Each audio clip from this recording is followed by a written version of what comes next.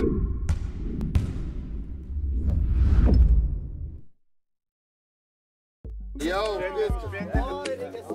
amžiaus mažas, mėsos mažas. Mes už raudoną! Gerai, silpnesnių kamuolys, silpnesni 5 metų. Atiduok, šau!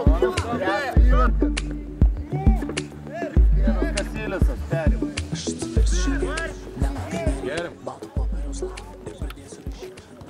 Kažkas pasikeitė, paaugom, fiziškai sustiprėjom, atėjo naujų veidų ir užpildė kai kurias spragas, kurių, kai buvo įsiskyrusios komandos. Vat atėjo centras neblogas, tada antrą poziciją Tomas Minkevičius, pataikantis žmogus. Šiaip užkamščiai skilės tie 4 žaidėjai, kurie atėjo. Vėlgi ateina kokie 4-5 naujų žmonės, reiks integruoti juos į komandą. Bus sunku, bet aišku, kad pagal sudėtį dabar jau ir aš apsitrynęs, žinau maždaug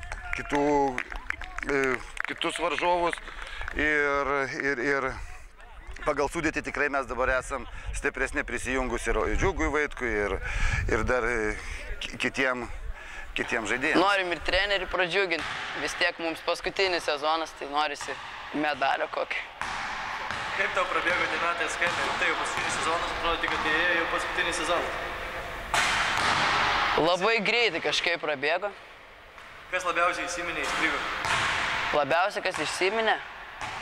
Gal, kadangi dar nebuvau nieko laimėjęs su mūsų komanda, tai va tas pavasario čempionato pergalė labai pradžiugino, nes niekaip negalėdom 96 įveikti ir va šiais metais įveikėm labai pradžiugino. Tai labai gerai, jeigu noras yra, tai užsispyrimas šaunu, tai pas mane irgi yra visą laiką ambicijos, aš nemoku pralošinėti visą laiką, jeigu pastebėt per rungtynės, aš pats nepastebiu, kiek praeinu kilometrų kartais. Tai va, tai čia jeigu tai bus susiklausimas, drausmė, noras kovoti, tai šaunu man, šaunu girdėti apie tokius jų norus. Girdžiu šitas saldžias natas ir glastu pasaškais rankų žestais, žiūrėdamas kažkas skaitau į tavo akis, jau neprilys svarbiausia deimantos fitnesas, tampa buvimą šalia, tik tyro oro įkvėpims, ten man atsiuntė dangus, dabar vėl atima likimas rankoje.